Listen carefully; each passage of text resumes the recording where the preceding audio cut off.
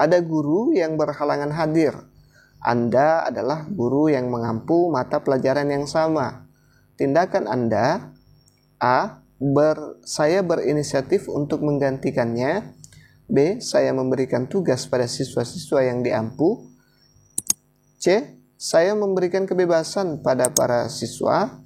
Dan D. Saya menyampaikan tugas yang diberikan guru tersebut. Nah, kira-kira yang mana? Agak mudah ya, kelihatan agak mudah ya teman-teman. Tapi ini menjebak loh. Jadi harus hati-hati. Nah, kalau saya, teman-teman bisa juga kunci dulu jawabannya. Bisa latihan-latihan sendiri dulu. Kunci, baru lanjutkan videonya ya.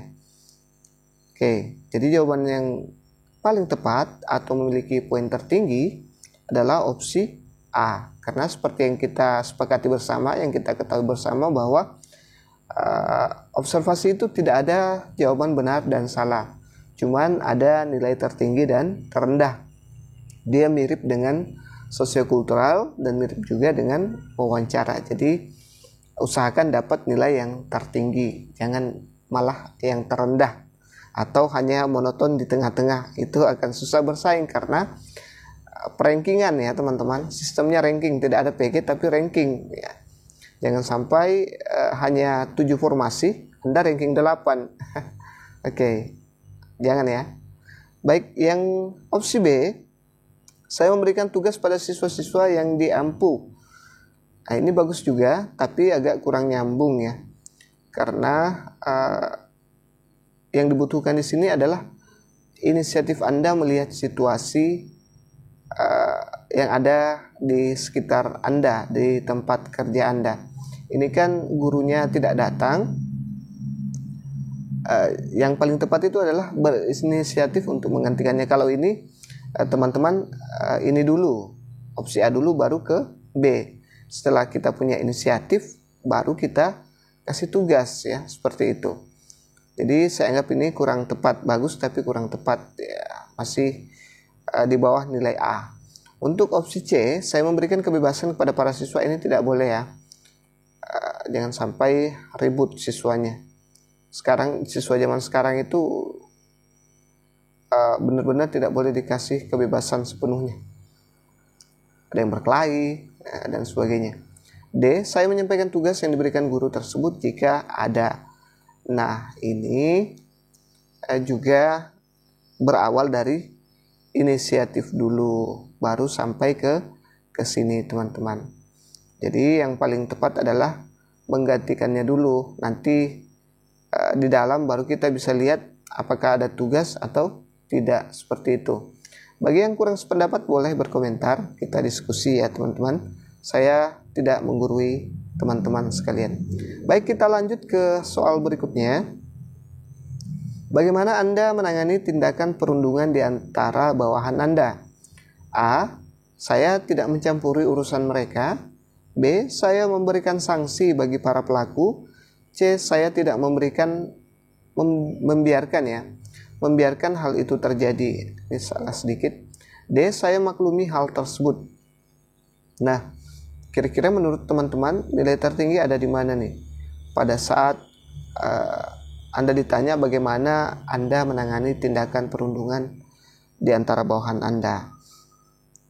Oke, kita lihat. Jadi opsi yang paling tepat adalah opsi C, teman-teman. Saya pasti akan memberinya sanksi karena perundungan itu sangat dilarang keras. Tidak boleh ada perundungan. Baru-baru ini sudah terjadi di Cilacap, viral, yang sangat luar biasa bullyingnya teman-teman. Nah, itu tidak boleh. Kita lihat yang opsi A, saya tidak mencampuri urusan mereka. Ini atasan yang kurang bagus ini.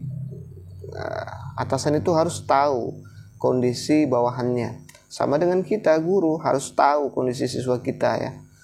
Tidak boleh GP, tidak boleh bermasa bodoh. Nah, selanjutnya saya tidak membiarkan hal itu terjadi. Nah, ini sudah terjadi. Anggap saja ini sudah terjadi perundungan. Bagaimana menangani tindakan perundungan? Ya, memang tidak boleh dibiarkan, tapi ini pertanyaannya itu sudah terjadi. Yang diminta adalah solusi Anda, bukan pendapat ya. Selanjutnya saya memaklumi hal tersebut. Tidak ada ya, perundungan tidak ada yang dimaklumi.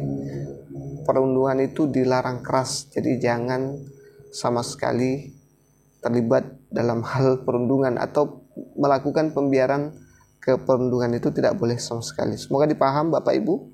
Kita lanjut ke soal berikutnya. Anda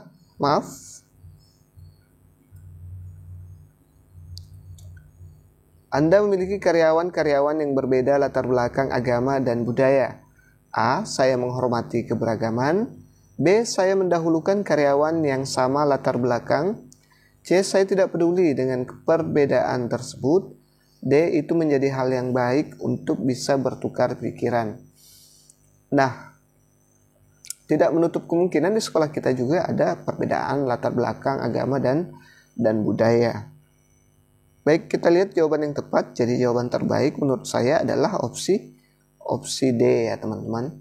Itu menjadi hal baik untuk bisa bertukar pikiran. Ini menurut saya jawaban yang paling tinggi poinnya.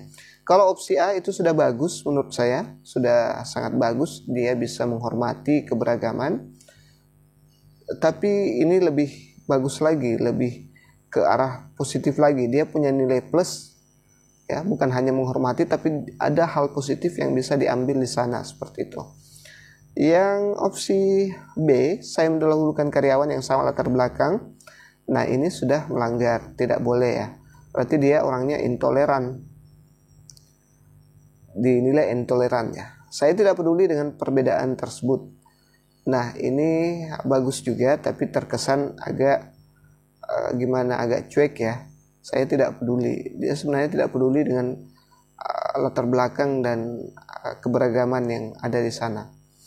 Ini juga sudah bagus menurut saya, tapi masih lebih bagusan A ya. Kalau seandainya tidak ada opsi D, seperti itu. Kita lanjut ke soal berikutnya. Saat saya mengerjakan tugas, saya membutuhkan A. Suasana yang tenang akan sangat mendukung kinerja saya. B. Suasana ramai akan menjadi asik dan menyenangkan. C. Suasana tidak mempengaruhi kinerja saya. D. Saya tidak bisa memilih suasana yang tepat. Nah, kira-kira yang mana menurut teman-teman jawaban yang terbaik? Baik, jadi menurut saya adalah opsi C ya, jawaban yang memiliki poin tertinggi teman-teman. Nah, kita lihat satu persatu pembahasannya. Suasana yang tenang akan sangat mendukung kinerja saya. Ini kalau masih ada kata suasana baik itu ramai, baik itu senang, berarti dia belum bisa bekerja dalam kondisi apapun itu. Sedangkan pegawai itu dituntut untuk bisa bekerja dalam suasana, situasi, dan kondisi apapun itu ya teman-teman. Integritas atau bisa juga militan ya. Karyawan yang disuka itu adalah pegawai yang disuka itu adalah pegawai yang militan, tidak terpengaruh dengan suasana seperti itu.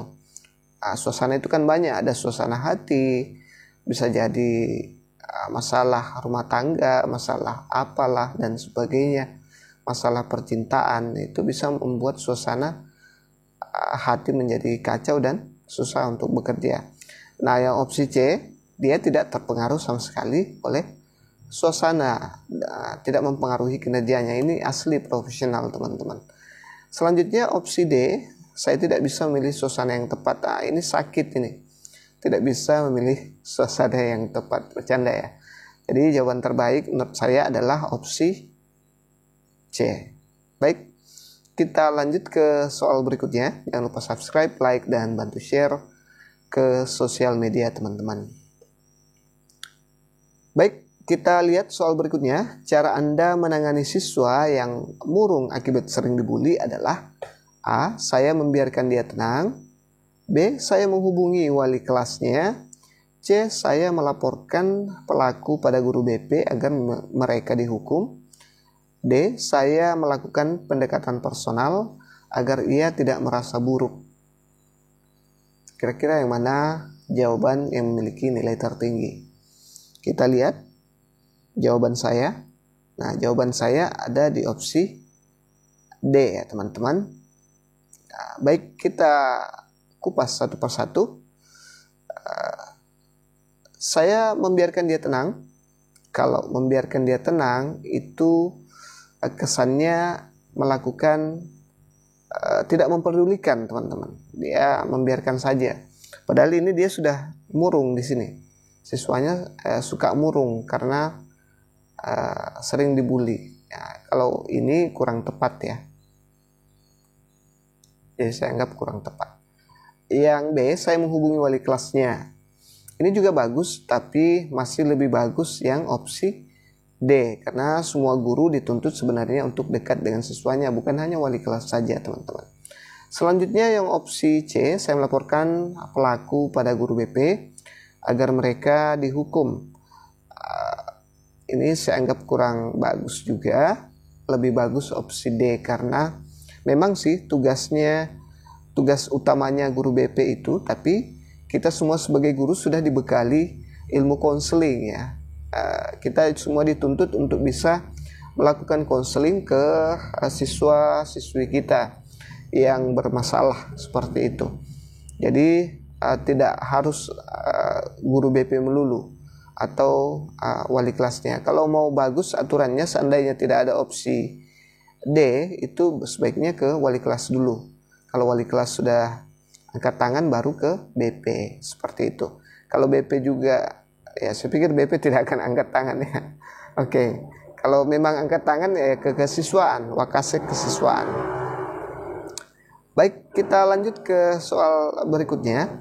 Saat menyampaikan materi, Anda lebih sering A. Duduk di atas meja, B. Berdiri di depan kelas, C. Berkeliling ke meja siswa-siswi, D. Melihat buku petunjuk agar tidak keliru.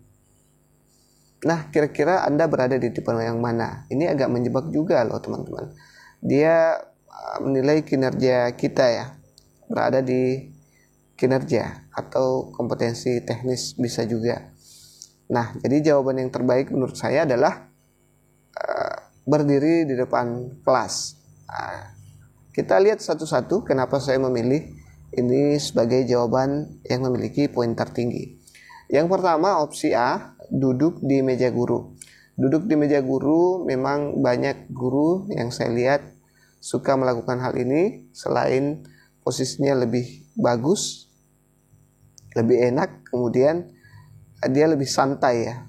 Bahkan dosen saya ada yang seperti ini. Tapi ini kurang bagus ya. Karena kita biasanya menegur siswa kita tidak boleh duduk di atas meja. Yang boleh diduduki hanya bangku dan sebagainya. Masa kita yang duduk di atas meja?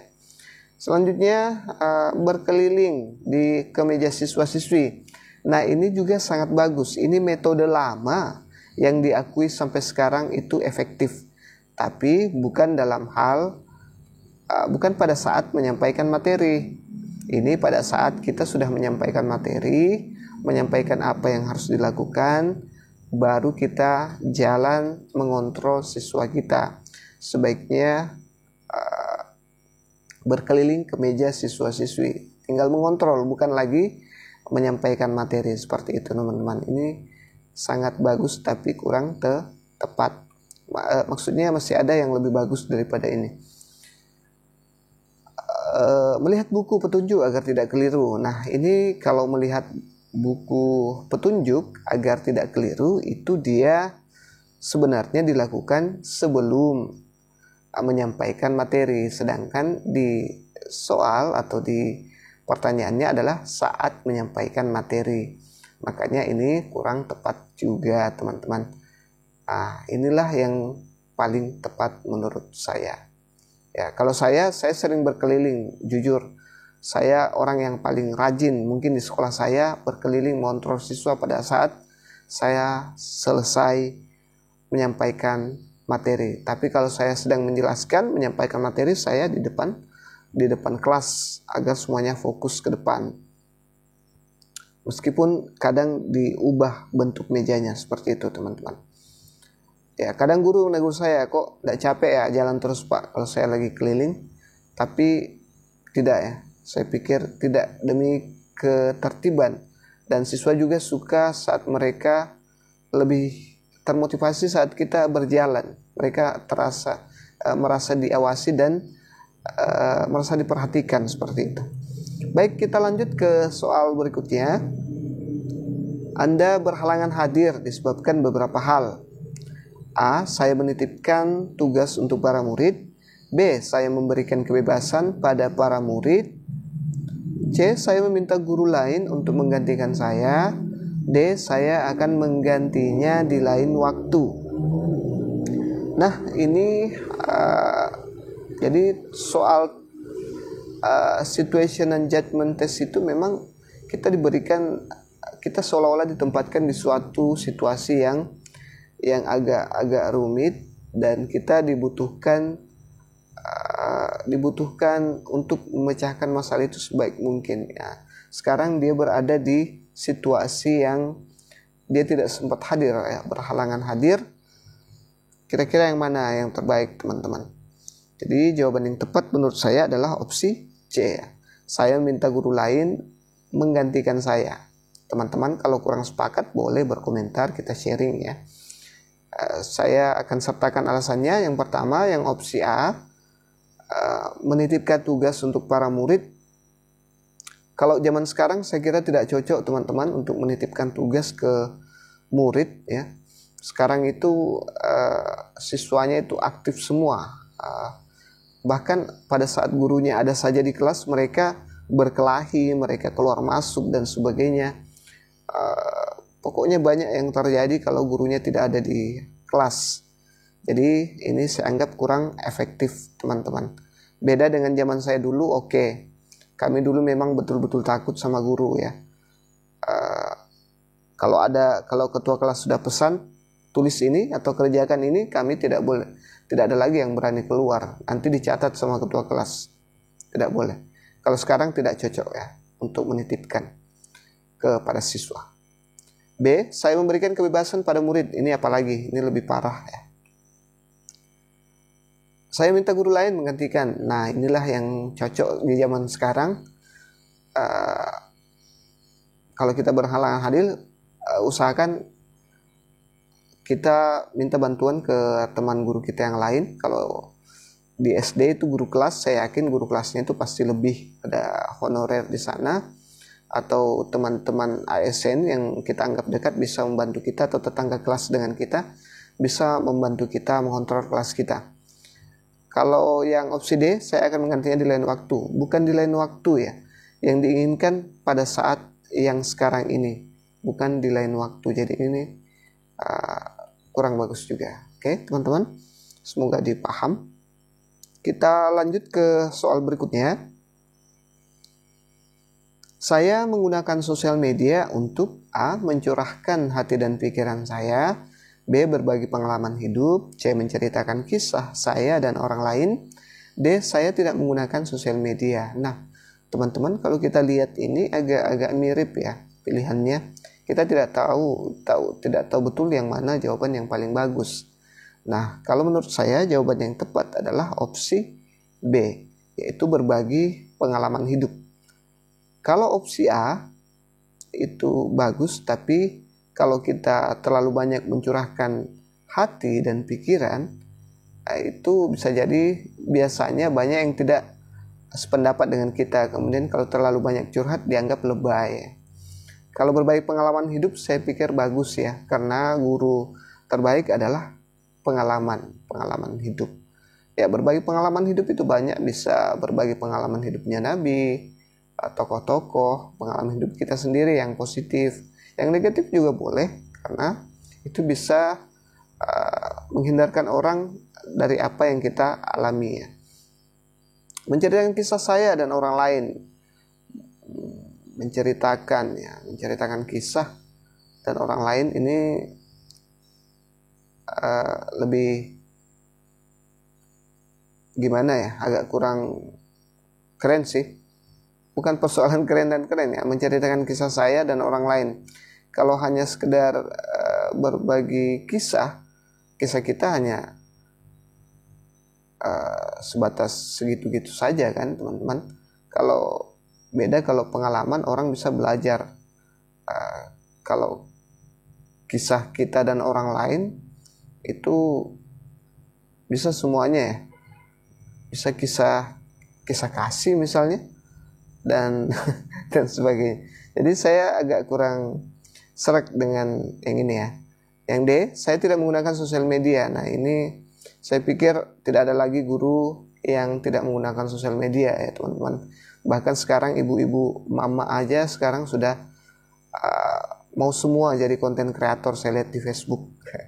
Mungkin ada teman kita salah satunya di sini yang membagikan kesehariannya, kisah-kisahnya ada yang nyapu, ada yang masak telur untuk suaminya, ada yang bengkel dan sebagainya. Itu kisah ya. Nah, seperti itulah kalau kisah.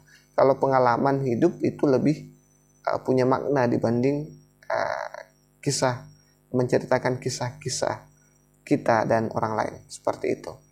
Oke, semoga dipaham. Kalau teman-teman tidak sependapat dengan saya yang ini, silahkan berkomentar di kolom komentar. Saya tunggu komentarnya. Baik, untuk soal selanjutnya, Anda mendukung tindakan guru menghukum siswa dengan kekerasan? A, sangat setuju. Nah, bisa jadi nanti di observasi ada pernyataan setuju dan sangat tidak setuju. Pokoknya kita lengkapi semua. Kita siapkan semua senjata ya teman-teman. B, setuju. C, tidak setuju. D, sangat tidak setuju. Anda mendukung tindakan guru menghukum siswa dengan kekerasan. Sekarang sejak 2013 sampai kurikulum Merdeka sekarang, ini sangat keras, sangat dilarang menghukum siswa dengan kekerasan. Maka jawaban yang terbaik adalah sangat tidak setuju. Kalau teman-teman nanti menemukan pertanyaan antara yang seperti ini, pilih yang sangat ya.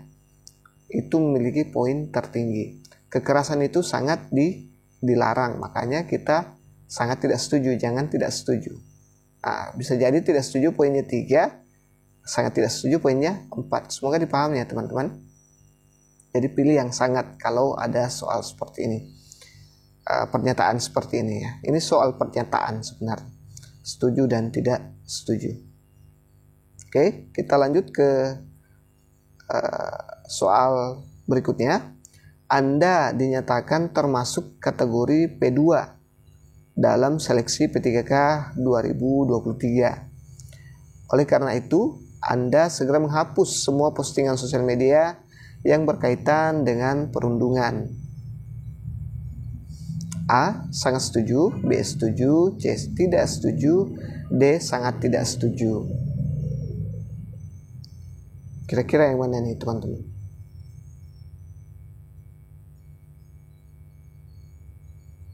Oke, jadi jawaban yang tepat adalah opsi D. Sangat tidak setuju. Kenapa sangat tidak setuju? Jangan dihapus ya. Jangan dihapus ya. Postingannya harusnya tidak usah dihapus.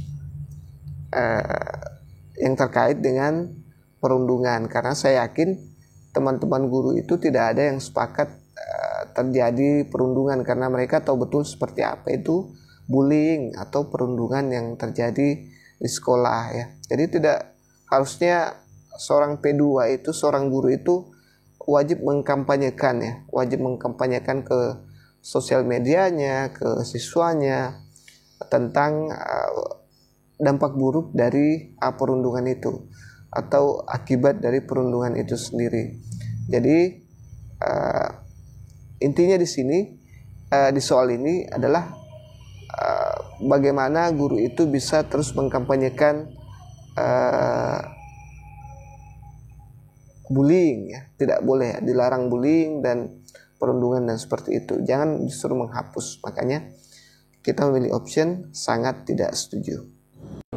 Anda adalah seorang guru P3K yang baru saja ditempatkan di sebuah sekolah dasar di pedesaan. Anda mendapati bahwa sebagian besar siswa di sekolah ini memiliki tingkat literasi yang rendah. Bagaimana Anda akan mengatasi masalah ini? A, mengadakan pelatihan literasi tambahan setelah jam sekolah. B. Mengabaikan masalah literasi karena itu bukan tanggung jawab Anda. C.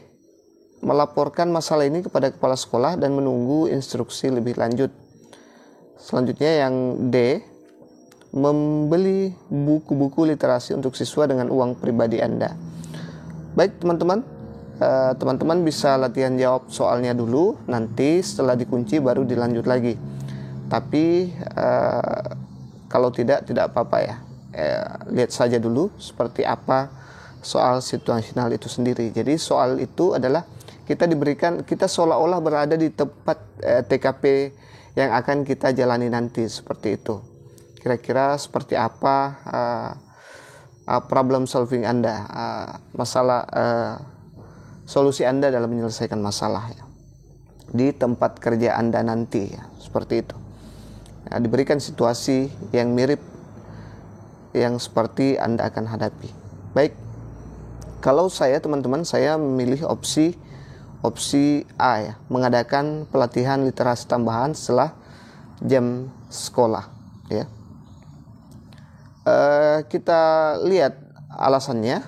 Sebagai seorang guru, Anda memiliki tanggung jawab untuk meningkatkan tingkat literasi siswa Anda ya. Mengadakan pelatihan literasi tambahan adalah langkah yang baik untuk membantu siswa yang memiliki tingkat literasi yang rendah seperti itu.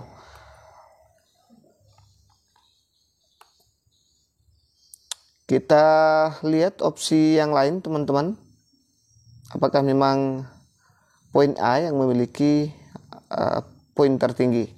Opsi A yang memiliki poin tertinggi. Lihat, mengabaikan masalah literasi karena itu bukan tanggung jawab Anda. Ini tidak benar ya teman-teman.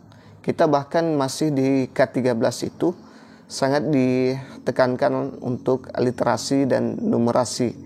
Saya ingat sekali di pelatihan kurikulum 2013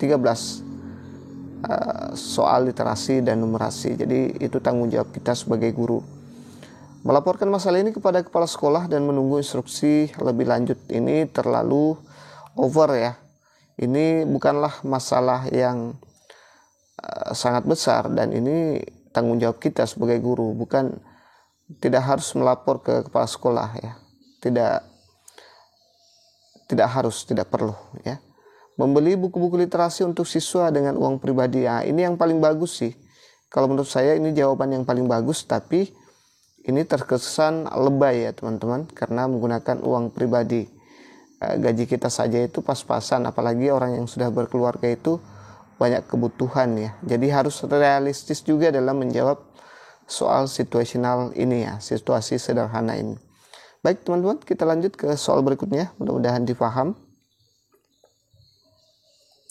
Ini dia. Sebagai guru P3K, Anda memiliki siswa yang sering bolos sekolah dan memiliki masalah disiplin. Bagaimana Anda akan mengatasi masalah ini? Jadi dikasih lagi situasi. Kalau nanti teman-teman jadi guru, sebenarnya saya yakin teman-teman P2 dan P3 ini bukan lagi masalah yang asing bagi teman-teman. A. Mengabaikan perilaku bolos siswa dan fokus pada yang lain. B. Mengadakan pertemuan dengan orang tua siswa untuk membahas masalah ini. C. Menyuruh siswa untuk membersihkan kelas sebagai hukuman. D. Melaporkan masalah ini kepada kepala sekolah dan membiarkan mereka mengatasinya. Nah, ini ada kasus lagi siswa yang tidak disiplin dan suka bolos ya. Ini juga di sekolah saya dapat penyakit seperti ini, Bapak Ibu guru. Nah, kita lihat jawaban yang menurut saya yang memiliki poin tertinggi adalah opsi B, yaitu mengadakan pertemuan dengan orang tua siswa untuk membahas masalah ini. Kita lihat alasan saya adalah mengadakan pertemuan dengan orang tua siswa adalah langkah yang baik ya untuk mengatasi masalah perilaku dan bolos sekolah. Ini dapat menciptakan kolaborasi antara sekolah dan orang tua dalam menangani masalah ini. Dan memang kurikulum sekarang itu memang menekankan kita untuk berpartner kepada orang tua siswa ya. Kita coba lihat opsi yang lain, mengabaikan perilaku bolos siswa dan fokus ke yang lain. Nah, ini kurang bagus ya. Itu artinya kita membiarkan siswa kita ke hal-hal yang bersifat negatif. Sedangkan sekolah itu kan tempatnya mendisiplinkan siswa ya. Di sana mereka diajar bagaimana bersikap disiplin ya. Berarti kita menyalahi tugas kita, salah satu tugas kita. Menyuruh siswa untuk membersihkan kelas sebagai hukuman. Bisa juga, tapi saya pikir kalau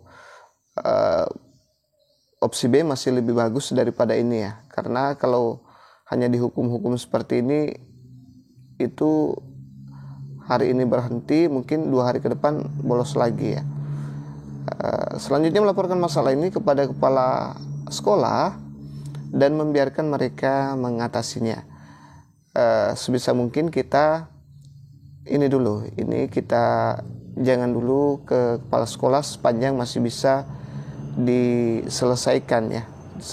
Kecuali kalau sudah parah, kita sudah berkomunikasi dengan orang tuanya, kemudian tetap saja hal itu tidak ada perubahan, mungkin kita bisa berembuk antara guru dan orang tua, kemudian melibatkan kepala sekolah mencari solusi terbaik. Seperti itu teman-teman. Baik, kita lanjut ke soal berikutnya. Salah satu siswa Anda mengalami kesulitan belajar dan kesulitan memahami materi pelajaran. Bagaimana Anda akan membantu siswa ini? A. Membiarkan siswa ini belajar sendiri dan melihat apakah dia bisa mengatasinya sendiri. B. Menghukum siswa ini karena kesulitan belajar. C. Memberikan dukungan tambahan seperti bimbingan belajar atau bantuan ekstra setelah jam sekolah. D. Mengabaikan masalah ini karena tidak ada waktu untuk membantu siswa secara individual. Oke, kira-kira yang mana? Saya yakin teman-teman sudah mengunci jawabannya. Kita lihat sama-sama ya. Jadi jawaban yang tepat adalah opsi C menurut saya ya. Poin tertinggi itu adalah opsi C, memberikan dukungan tambahan seperti bimbingan belajar atau bantuan ekstra setelah jam sekolah. Ini tipe guru yang ikhlas ya dalam mencerdaskan anak bangsa ya. Sebagai seorang guru, Anda harus memberikan dukungan tambahan kepada siswa yang mengalami kesulitan belajar. Memberikan bimbingan belajar atau bantuan ekstra adalah cara yang baik untuk membantu siswa ini meraih keberhasilan. Saya sengaja tulis seperti ini ya, sering blank saya sering lupa, apalagi kalau sudah tengah malam seperti ini, kadang saya blank ya. Ini sudah jam 00 ya teman-teman, kejar tayang nih. Tadi mati lampu soalnya tidak sempat bikin seawal mungkin. Kita lihat opsi yang lain, apakah memang C opsi yang memiliki poin tertinggi. Opsi A, coba membiarkan siswa ini belajar sendiri, melihat apakah dia bisa mengatasinya sendiri.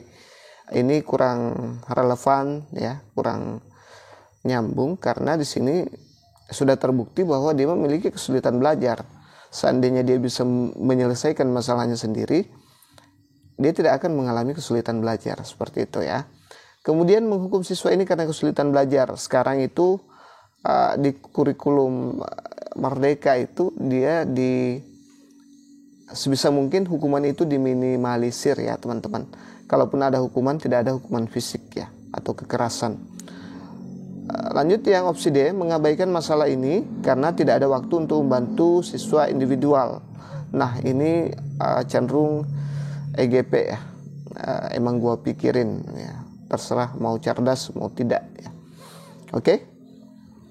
Kita lanjut ke soal berikutnya. Jangan lupa subscribe, like, dan bantu share ke sosial media teman-teman.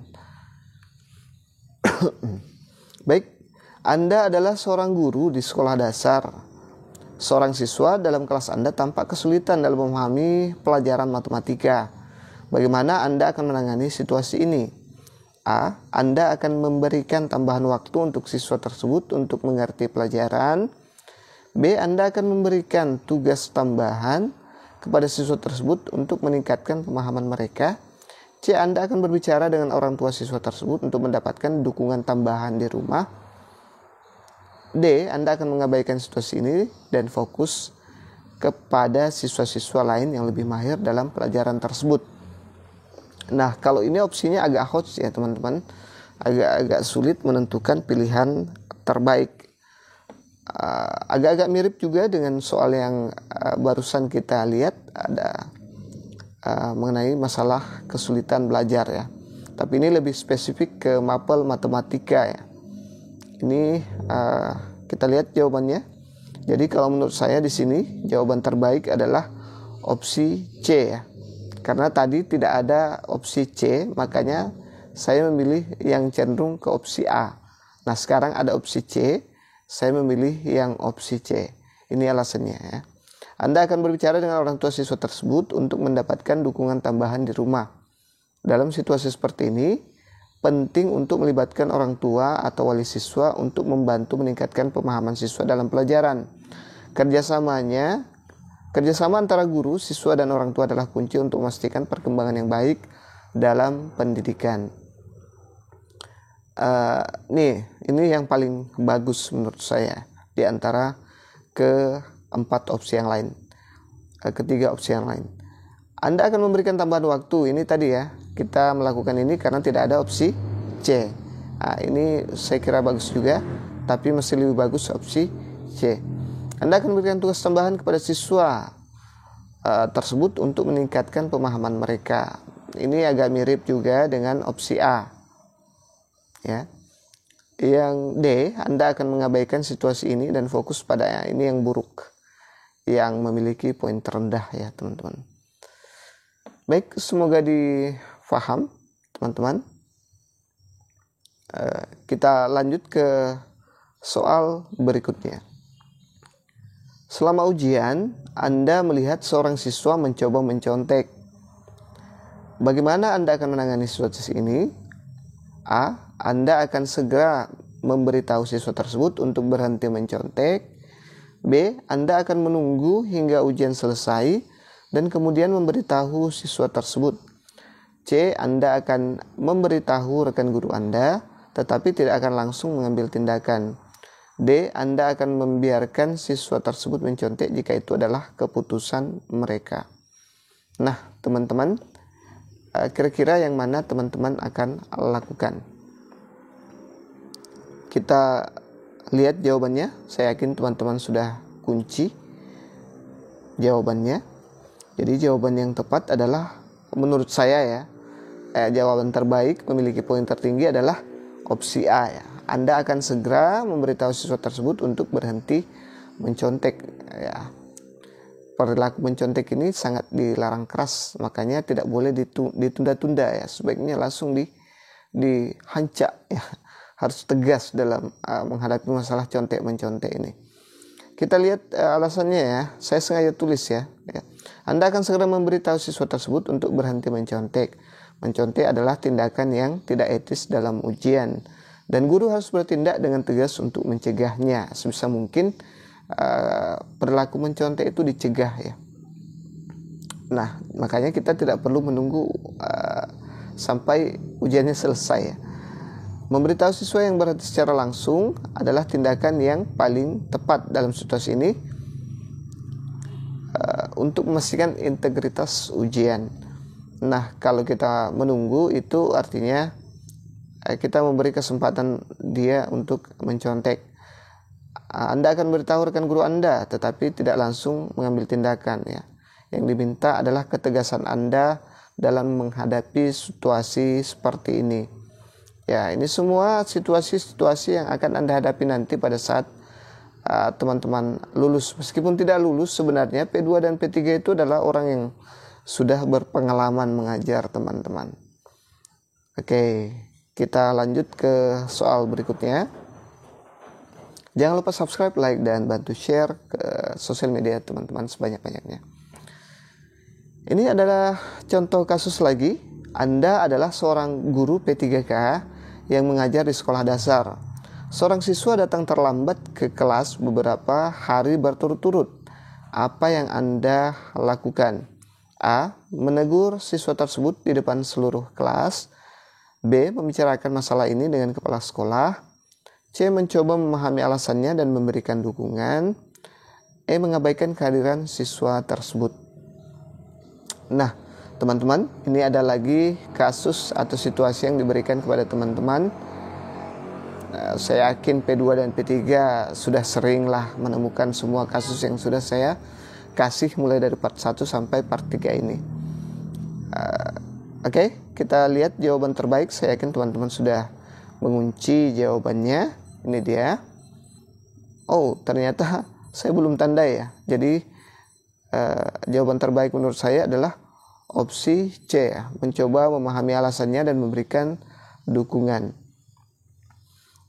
Mencoba memahami alasannya dan memberikan dukungan. Peneguran di depan kelas ya, bisa yang opsi A ya maksudnya. Ini bisa dia dirasa dipermalukan ya teman-teman, dan tidak memecahkan masalah ya. Membicarakan dengan kepala sekolah ya mungkin diperlukan jika masalah berlanjut. Kalau kita misalnya sudah mencoba memahami alasannya dan memberikan dukungan tapi malah tetap berlanjut seperti itu saja, seperti yang kita bahas tadi sebelumnya, baru kita bicarakan ke kepala sekolah. Seperti itu ya teman-teman. Jadi opsi C masih lebih bagus dari opsi A dan B. Mengabaikan kehadiran siswa tersebut, nah ini yang buruk, yang kurang bagus ya teman-teman. Oke.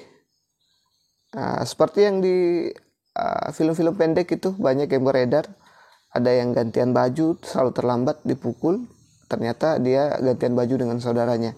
Dan ada juga yang membantu dulu orang tuanya.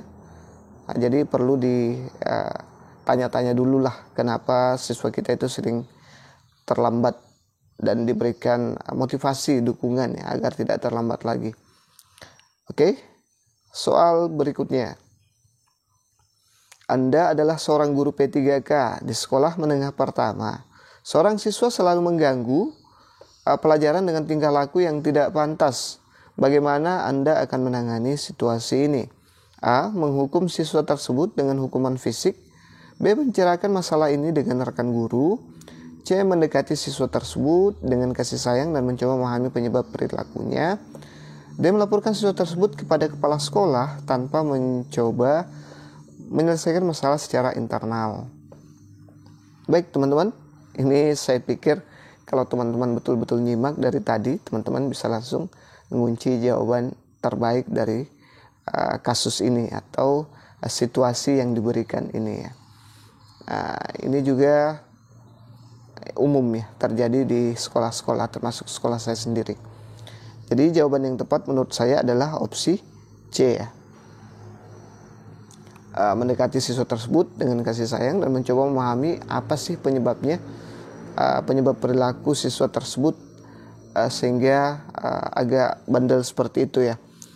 Kebanyakan kalau saya lihat di sekolah saya itu yang kurang kasih sayang ya sama orang tuanya, misalnya perceraian, dan misalnya dia diasuh oleh neneknya ya.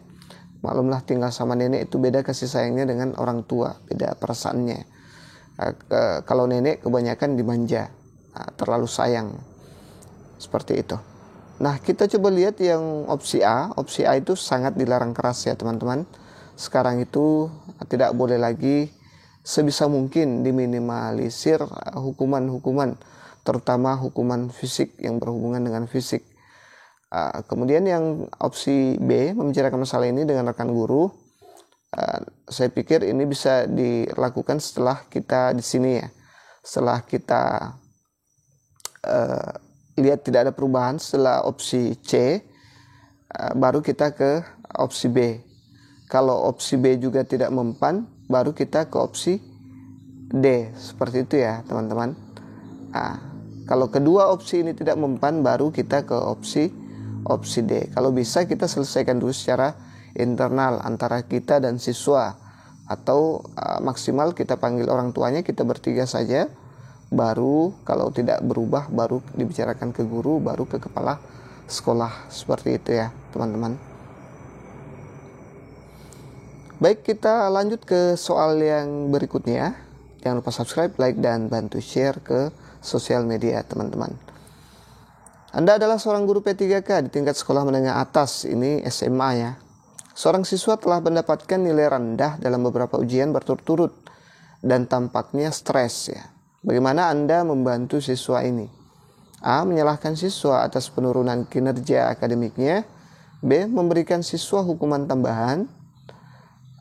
C. Berbicara dengan siswa secara pribadi dan mencari tahu apa yang bisa membantu memperbaiki situasinya. D. Mengabaikan masalah ini dan fokus pada siswa-siswa yang lain. Saya yakin teman-teman sudah bisa dari sekian banyak soal yang tadi sudah bisa menemukan poin tertinggi dari kasus ini atau situasi ini ya teman-teman. Oke, jadi jawaban yang tepat menurut saya adalah opsi C ya. Ini berbicara dengan siswa secara pribadi dan mencari tahu apa yang bisa membantu memperbaiki situasinya ya. Ini dia alasan saya berbicara dengan siswa secara pribadi dan mencari tahu apa yang bisa membantu memperbaiki situasinya. Mengabaikan masalah D ya. Menyalahkan siswa ini kurang bagus semua yang lainnya. Ini menyalahkan siswa ya, tidak boleh ya. Malah siswa akan makin stres ya. Di sini kan dia sudah tampak stres dengan nilai-nilai ujiannya yang terus menurun akhir-akhir ini. Kemudian yang opsi B, memberi siswa hukuman tambahan, sebisa mungkin jangan dihukum lagi ya. Ini kan sudah stres, dihukum lagi, tambah stres tuh anak ya. Sebisa mungkin, saya sudah ulang-ulang, sebisa mungkin hindari hukuman. Yang diperbanyak itu sekarang adalah reward ya, bukan punishment. Mengabaikan masalah ini dan fokus pada siswa lain. Nah ini yang terburuk. Ini juga buruk ya, EGP. Oke, kita lanjut ke soal berikutnya. Anda adalah seorang guru P3K di sebuah sekolah dasar. Salah satu siswa Anda sering datang terlambat. Bagaimana Anda mengatasi masalah ini? Mirip ya dengan yang tadi. A. Memberikan hukuman kepada Ahmad agar dia tidak terlambat lagi. B. Mencari tahu alasan mengapa Ahmad selalu terlambat dan berbicara dengan secara pribadi. C. Tidak melakukan apa-apa, membiarkan Ahmad datang terlambat jika dia mau. D. Mengabaikan masalah ini dan membiarkannya menjadi tanggung jawab orang tua Ahmad. Nah ini agak mirip, cuman dimodif sedikit saja ya. Jangan sampai nanti soalnya dimodif sedikit saja teman-teman bingung lagi. Ini sangat mudah ya teman-teman kalau kita banyak latihan. Dari pemaparan beberapa soal, saya yakin teman-teman sudah bisa menentukan jawaban saya kali ini. Jadi opsi B adalah opsi terbaik ya. Saya lupa kasih tanda tadi. Karena kejar tayang harus bikin video malam ini. Nah ini dia, sebagai seorang guru penting untuk memahami alasan dibalik perilaku siswa ya, baik bandel, sering bolos, dan masalah prestasi yang kurang seperti itu. Mencoba berkomunikasi dengan mereka secara pribadi untuk mencari solusi yang tepat. Memberikan hukuman sudah saya jelaskan, tidak boleh terlalu banyak memberikan hukuman. Tidak melakukan apa-apa, biarkan Ahmad ya. Ini gimana nih? Berarti dia tidak bisa mendidik dan mendisiplinkan siswanya. Mengabaikan masalah ini dengan membiarkan, ini juga sama ya, hampir mirip opsi C dengan opsi D ya. Kurang bagus dan tidak baik. Kita beralih ke soal berikutnya. Anda mengajar di kelas yang memiliki beragam tingkat kecerdasan dan kemampuan. Bagaimana Anda memastikan bahwa semua siswa dalam kelas Anda mendapatkan pendidikan yang sesuai dengan kemampuan mereka? A. Memberikan tugas yang sama untuk semua siswa tanpa memperhatikan perbedaan kemampuan mereka. B. Mengidentifikasi siswa-siswa yang lebih unggul dan memberikan perhatian khusus kepada mereka. C. Menggunakan berbagai pendekatan pengajaran yang berbeda dan menyesuaikan materi sesuai dengan kebutuhan individu siswa. D. Mendorong siswa yang lebih lemah untuk mengikuti pelajaran tambahan di luar jam sekolah. Nah teman-teman, kira-kira yang mana opsi terbaik? Ini ada kasus baru ya, kasus beragam ya. Siswanya agak beragam, ada yang tingkat kecerdasannya tinggi dan ada juga di bawah rata-rata ya, dia majemuk siswanya nih. Oke, saya yakin teman-teman sudah kunci jawabannya. Kita lihat jawaban yang terbaik menurut saya. Jadi jawaban terbaik menurut saya adalah opsi C ya. Menggunakan berbagai pendekatan pengajaran yang berbeda dan menyesuaikan materi sesuai dengan kebutuhan individu siswa. Dalam kelas yang beragam, penting untuk menggunakan pendekatan yang berbeda untuk memenuhi kebutuhan siswa dengan tingkat kemampuan yang berbeda ya teman-teman. Makanya sekarang itu di IKM ada istilah assessment ya. Harus diidentifikasi semua kemampuan siswa ya. Harus ditahu semua dia butuh apa. Ya, namanya juga mereka butuh merdeka. Tapi gurunya yang setengah mati melakukan assessment ya teman-teman. Oke, kita lihat opsi A, memberikan tugas yang sama untuk semua siswa tapi memperhatikan perbedaan kemampuan mereka. Oke, ini juga bagus setelah opsi C ya teman-teman. Tetap memperhatikan dia tidak memperhatikan ya. Kasihan yang memiliki kemampuan yang di bawah rata-rata atau yang rendah. Yang B, mengidentifikasi siswa-siswa yang lebih unggul dan memberikan perhatian khusus kepada mereka. Ini kok malah yang unggul saja yang diperhatikan. Jadi yang berkemampuan rendah gimana? Nah, terus yang opsi D, mendorong siswa-siswa yang lebih lemah untuk mengikuti pelajaran tambahan di luar jam. Ini juga bagus menurut saya. Ini kedua setelah opsi C maksud saya, bukan yang A. Oke, tapi untuk yang relevan, yang paling bagus adalah opsi C. Itu relevan dengan kurikulum kita sekarang teman-teman. Sebagai guru mata pelajaran, Anda diharapkan mampu memberikan materi yang dapat dengan mudah dipahami peserta didik. Di sekolah, Anda dianggap sangat kompeten dalam mengajar. Namun, tahun ini mata pelajaran yang Anda ajar mengalami kemerosotan. Terlihat dari banyak peserta didik yang mendapatkan nilai rendah. Langkah yang harus Anda ambil adalah A. Mengevaluasi materi pembelajaran yang Anda berikan sesuai dengan modul ajar atau tidak. B. Meminta peserta didik yang memiliki nilai tinggi untuk membantu teman-teman mereka yang mendapat nilai rendah. C. Menganggap masalah tersebut tidak signifikan karena Anda sudah mengajar sesuai dengan prosedur. D. Mengusulkan tambahan jam belajar kepada pihak sekolah agar peserta didik dapat mendalami materi. Nah, di sini kan yang akan dilihat itu kompetensi Anda dalam sebagai seorang guru dalam menghadapi situasi tertentu. Nah, situasinya di sini yang dikasih adalah ada masalah dengan masalah kemerosotan ya yang terjadi dengan siswa Anda. Banyak yang dapat nilai rendah.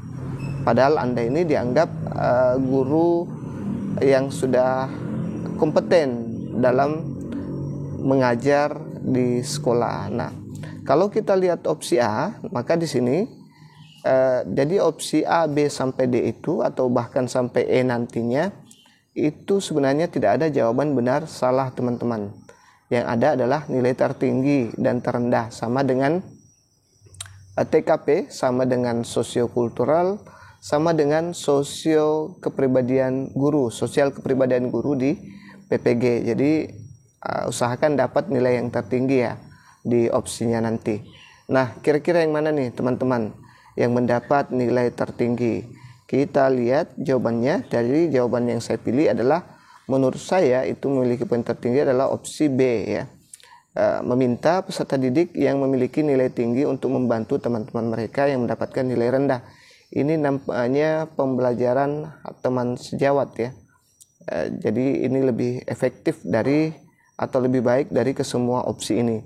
Kalau opsi A dia bagus, dia di sini mengevaluasi setelah terjadinya kemerosotan materi pembelajaran yang Anda berikan sesuai dengan modul ajar atau tidak. Nah, ini saya pikir sampai di sini tidak masuk akal ya. Tidak mungkin seorang guru itu tidak memberikan materi ajar sesuai dengan modul ajar ya.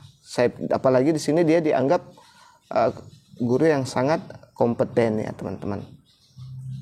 Selanjutnya menganggap masalah tersebut tidak signifikan. Nah, ini tidak boleh sama sekali ya. Ini saya anggap salah. Kemudian mengusulkan tambahan jam belajar kepada pihak sekolah agar peserta didik dapat mendalami materi. Nah, ini juga agak ribet ya teman-teman, karena bisa menyiksa siswa dengan menambah jam belajar seperti itu. Mungkin kita bisa, tapi siswa kita mungkin punya kendala ya dengan tambahan ini. Bahkan mereka cenderung akan stres kalau dipaksa belajar terus ya teman-teman. Jadi opsi terbaik adalah opsi B. Baik, kita lanjut ke soal berikutnya. Yang tidak sepakat atau punya opsi lain, silahkan dibalas di komentar ya, atau berkomentar. Berdasarkan hasil evaluasi yang diisi oleh peserta didik, banyak yang mengeluhkan sikap Anda dalam mengajar, yaitu terlalu sering memberikan tugas kepada peserta didik. Meskipun begitu, banyak pula peserta didik yang lebih memilih materi setelah mengerjakan tugas yang Anda berikan.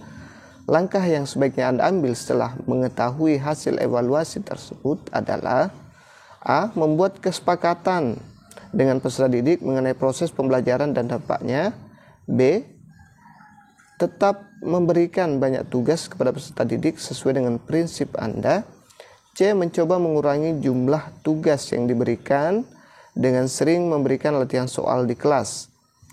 D. Menghentikan pemberian tugas yang dianggap memberatkan peserta didik. Nah, ini soalnya sebenarnya agak hot ya teman-teman. Saya sengaja ambil. Nanti kita, kalau soalnya latihannya itu hot, nanti akan mudah menjawab soal-soal yang aslinya, akan lebih mudah. Tapi nanti juga saya akan kasih soal-soal yang ringan yang berhubungan dengan situational judgment test ini teman-teman. Ini memang langsung saya kasih soal yang hard ya. Bisa dibilang dia nilainya 4 tingkat kesulitan. Agak susah dibedakan yang mana yang terbaik. Oke. Nah, teman-teman bisa jawab dulu, coba ya. Pause dulu. Jawab baru kita lanjut videonya. Nah, kalau saya lebih cenderung memilih opsi C sebagai opsi yang paling memiliki nilai tertinggi ya teman-teman. Ini dia. Kita lihat yang A, membuat kesepakatan dengan peserta didik mengenai proses pembelajaran dan dampaknya. Ini saya pikir tidak perlu lagi ada yang seperti ini, karena harusnya kesepakatan itu di awal ya. Tidak perlu lagi ada kesepakatan mengenai proses pembelajaran, karena ini sudah evaluasi ya, sudah evaluasi teman-teman. Memberikan tugas. Nah, ini dia seperti yang ingin bersepakat dulu dengan siswanya. Jadi saya pikir kurang bagus. Tetap memberikan banyak tugas kepada peserta didik sesuai dengan prinsip Anda. Kalau dipaksakan tetap seperti ini, maka hasilnya juga akan sama dengan seperti ini ya. Siswa juga akan tetap mengeluh dan mereka cenderung malas belajar lagi ya. Kalau mereka bosan ya, tertekan dan sebagainya, karena terlalu sering diberikan tugas ya. Baik, selanjutnya kalau ini tidak ada perubahan ya, jadi saya anggap salah ya. Kemudian menghentikan pemberian tugas yang dianggap memberatkan peserta didik. Kalau kita sekaligus menghentikan pemberian tugas itu, maka tambah lebih jelek lagi dampaknya. Bukan lagi jenuh, tapi siswa akan dapat apa kalau kita tidak memberikan tugas kepada siswa kita itu, siswa tidak ada beban sama sekali, itu tidak bagus juga ya teman-teman. Jadi pilihan terbaik menurut saya adalah mencoba dulu mengurangi jumlah tugas yang diberikan dengan sering memberikan latihan soal di sekolah. Banyak-banyak latihan saja dulu.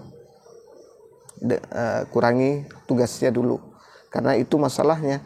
Masalah utama di sini kan adalah terlalu banyak memberikan tugas dan sampai siswa mengeluh. Baik, kita lanjut ke soal berikutnya. Anda adalah seorang wali kelas. Suatu hari peserta didik mengeluhkan cara pengajaran salah satu guru senior ya. Guru tersebut sering memberi tugas tetapi jarang menjelaskan penyelesaian soal kepada peserta didik. Tindakan yang sebaiknya Anda lakukan adalah sebagai wali kelas adalah A. Meminta peserta didik untuk memahami pola pengajaran yang dilakukan oleh guru tersebut. B. Mengkritik cara mengajar guru tersebut secara langsung meskipun ia adalah seorang guru senior. C. Berkomunikasi mengenai permasalahan ini melalui kepala sekolah agar dapat disampaikan kepada guru yang bersangkutan. D. Meminta peserta didik untuk menyampaikan keluhan mereka secara langsung kepada guru yang bersangkutan. Nah, ini memang agak susah membedakan opsi tertinggi ya teman-teman. Teman-teman bisa pause dulu videonya dan jawab, bisa mencoba kemampuan teman-teman. Baik, kita lihat jawabannya. Jadi ini ada kasus lagi, situasi atau kasus situasi yang diberikan kepada Anda, kira-kira langkah apa yang Anda lakukan. Nah, jadi untuk opsi C ini menurut saya poin terbaiknya atau tertingginya ada di opsi C ya, berkomunikasi mengenai permasalahan ini melalui kepala sekolah agar dapat disampaikan kepada guru yang bersangkutan ya. Kenapa demikian? Karena ini kan dia posisinya kan sebagai guru senior ya. Kita pasti hormat kepada guru senior dan agak segan. Kemudian dia juga cenderung emosional kalau kita tegur secara langsung. Jadi kalau melalui atasan yang ngomong ke dia pasti bisa berpikir lebih baik lagi, lebih jernih lagi ya. Nah, kita lihat yang opsi yang lain. Kita mulai dari opsi A dulu. Meminta peserta didik untuk memahami pola pengajaran yang dilakukan oleh guru tersebut ya. Ini sama dengan pasrah ya. Memaksakan ke siswa lagi, padahal siswa sudah mengeluh kenapa kita malah bermasa bodoh saja ya. Jadi saya anggap ini siswa lagi, padahal sudah mengeluh. Siswa lagi, kita kembalikan lagi ke siswa, memintanya untuk memahami pola pengajarannya. Kemudian yang B, mengkritik cara mengajar guru tersebut secara langsung meskipun ia adalah guru senior. Nah, ini tadi yang saya katakan bisa menyebabkan ketersinggungan kepada guru tersebut karena kita kenal dia sebagai guru yang lebih senior daripada kita. Kemudian yang opsi D, meminta peserta didik untuk menyampaikan keluhan mereka secara langsung pada guru yang bersangkutan. Biasanya ini sudah dilakukan oleh siswa tapi tidak digubris atau tidak didengarkan oleh guru tersebut karena menurutnya mungkin itu adalah hal yang tepat ya. Jadi ya salah satu poin tertinggi adalah opsi C menurut saya teman-teman. Oke, semoga dipaham. Silahkan berkomentar kalau punya opsi yang berbeda. Kita lihat soal berikutnya. Salah satu kunci keberhasilan tujuan pembelajaran adalah manajemen kelas yang baik. Salah satu kelas Anda memiliki karakter peserta didik yang sering datang terlambat. Berbagai upaya Anda telah dilakukan, tetapi masih ada beberapa peserta didik yang datang terlambat. Tindakan yang harus Anda ambil adalah A. Membuat perjanjian bersama peserta didik dan menampilkan di papan pengumuman di kelas. B. Meminta ketua kelas untuk mengkoordinasikan ketertiban kelas agar tidak ada yang datang terlambat. C. Memberikan konsekuensi kepada peserta didik yang datang terlambat di dalam kelas. D. Terus mengingatkan peserta didik untuk datang tepat waktu ke kelas Anda. Nah, di sini Anda diberikan lagi situasi sederhana ya, di mana Anda diminta untuk melakukan tindakan yang seharusnya, yang sebaiknya Anda lakukan. Nah, inilah yang disebut dengan situational judgment test atau STJ ya teman-teman. Dikasih lagi situasi yang seperti ini. Salah satu kelas yang Anda ajar itu memiliki karakter peserta didik yang sering datang terlambat ya. Ini karakternya, kelas itu memang banyak yang selalu datang terlambat. Ya, sudah berbagai upaya tapi masih tetap saja peserta didik datang terlambat. Ya, tindakan yang harus Anda ambil adalah, nah itu dia. Apa kira-kira? Jadi membuat perjanjian bersama peserta didik dan menampilkan di papan pengumuman di kelas. Coba kita lihat jawaban yang terbaik. Nah, inilah menurut saya di opsi A jawaban yang terbaik ya. Membuat perjanjian, kita harus komitmen atau membuat kesepakatan. Ini tadi yang cocok ya. Dengan peserta didik kita, apa sanksinya dan apa solusinya ya. Kemudian kita lihat opsi yang lain, apakah memang tidak ada yang terbaik dibanding opsi A. Meminta ketua kelas untuk mengkoordinasikan ketertiban kelas agar tidak ada yang datang terlambat. Kalau hanya ketua kelas, saya yakin teman-teman guru bisa lihat bagaimana peran ketua kelas di SMP ya, atau di SMA. Itu kebanyakan banyak yang menentang. Beda kalau SD, kalau kita ambil jagoannya sebagai ketua kelas, itu mungkin bagus ya, karena semuanya mendengar, takut sama ketua. Tapi kalau di SMP dan SMA itu beda lagi ya. Jadi saya pikir ini tidak terlalu efektif. Selanjutnya, memberikan konsekuensi kepada peserta didik yang datang terlambat di dalam kelas. Nah, kalau langsung memberikan konsekuensi, bisa jadi banyak yang dapat hukuman atau sanksi. Harusnya disepakati dulu ya.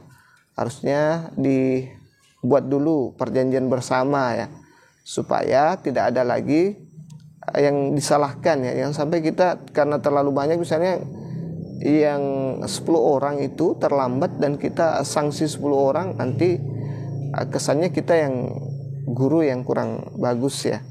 Kurang bagus ya. Kalau mungkin 1-2 orang no problem, tidak ada masalah. Selanjutnya D, terus mengingatkan peserta didik untuk datang tepat waktu ke kelas Anda. Ini saya pikir opsi yang baik juga, yang bagus juga. Tapi ini kan kasusnya sudah kalau kita lihat di situasi ini kasusnya sudah parah teman-teman. Jadi ini kurang cocok dipakai sebagai solusi yang kasus yang sudah parah ini. Jadi solusi terbaik adalah yang ini, membuat perjanjian, kemudian nanti ada sanksi. Dan ini bagus karena kita tampilkan di papan pengumuman di kelas supaya selalu diingat ya. Oke, soal selanjutnya teman-teman. Sebagai seorang pendidik, Anda diharapkan mampu mengelola kelas dengan efektif. Suatu ketika Anda sebagai guru baru di sekolah dihadapkan dengan situasi kelas yang sangat tidak kondusif. Terlihat dari peserta didik yang suka ngobrol sendiri saat pembelajaran berlangsung. Tindakan yang harus Anda ambil dalam mengatasi situasi tersebut adalah A. Memberi perjanjian pembelajaran bersama peserta didik. B. Mencari metode pembelajaran yang sesuai untuk setiap kelas. C. Memberikan tugas tambahan kepada peserta didik yang ngobrol sendiri. D. Menegur secara lisan peserta didik yang ngobrol sendiri. Nah, ini beda lagi kasusnya ya. Jadi kita dikasih kasus terus. Selama tes observasi itu, tes situational test itu, kita akan dikasih terus kasus-kasus ya. Contoh-contoh kasus dan bagaimana cara terbaik untuk menyelesaikannya. Ini ada lagi yang suka ngobrol sendiri ya. Nih, bagaimana kita mengelola kelas dengan efektif ya. Nih, kira-kira yang mana jawabannya teman-teman? Ini kelasnya dia tidak kondusif ya. Nah, terlihat dari para peserta didik yang suka ngobrol sendiri saat pembelajaran berlangsung. Kira-kira yang mana? Baik, kita lihat jawabannya. Jadi jawaban yang terbaik menurut saya adalah opsi B ya. Kita guru harus pandai-pandai mencari metode yang terbaik, yang cocok untuk kelas yang notabene-nya suka ngobrol sendiri, suka ribut. Nah, biasanya itu kelas yang suka ribut, saya kasih game kalau saya ya teman-teman. Saya kasih game atau saya kasih kuis, itu lebih efektif karena mereka sebenarnya adalah orang-orang yang aktif bicara seperti itu kalau saya ya. Jadi solusinya adalah mencarikan metode atau pembelajaran yang sesuai untuk setiap kelas. Kalau opsi A, membuat perjanjian pembelajaran bersama peserta didik. Nah, ini sebenarnya tidak perlu ya, teman-teman. Ini terlalu gimana gitu ya. Ini terlalu berlebihan. Tidak perlu memaksa siswa untuk diam. Sekarang di era kita itu di kurikulum itu kita ditekankan bagaimana supaya peserta didik itu bisa aktif. Jadi saya anggap ini agak kurang cocok ya. Ini bukan pelanggaran seperti yang tadi ya, yang datang terlambat itu. Kemudian memberikan tugas tambahan kepada peserta didik yang ngobrol sendiri. Nah, ini bisa jadi juga solusi kalau memang sudah jenuh di kuis dan game ya. Kalau saya kebanyakan game, kuis kalau untuk kelas yang seperti ini. Kemudian menegur secara lisan peserta didik yang ngobrol sendiri. Nah, ini juga bisa menegur secara lisan, tapi kalau kebanyakan kondisi siswanya seperti itu, kita mau tegur satu-satu nanti kebablasan kita. Jadi ini kurang cocok juga menurut saya. Kalau ini juga, ini kan kasusnya kelas ya, satu kelas ini sebenarnya, hampir satu kelas, atau bisa dibilang satu kelas yang tidak kondusif ya. Siswanya memang suka ngobrol sendiri, masa kita kasih tugas tambahan ke semuanya. Jadi hati-hati dengan kata-kata pengecohnya, bukan hanya satu atau dua orang ya teman-teman. Jadi opsi terbaik adalah opsi B. Baik teman-teman, itu saja dulu yang sempat saya share, takut terlalu panjang videonya. Nanti kita akan share lagi mungkin soal-soal yang agak rendah kelasnya, di bawah kelasnya, biar teman-teman bisa berlatih santai dulu dan sebagainya ya. Terima kasih sudah menonton, semoga lulus. Saya doakan yang subscribe, yang like, yang share video-video saya supaya bermanfaat ke orang lain. Saya doakan semua lulus di P3K tahun ini. Amin ya rabbal alamin. Assalamualaikum warahmatullahi wabarakatuh.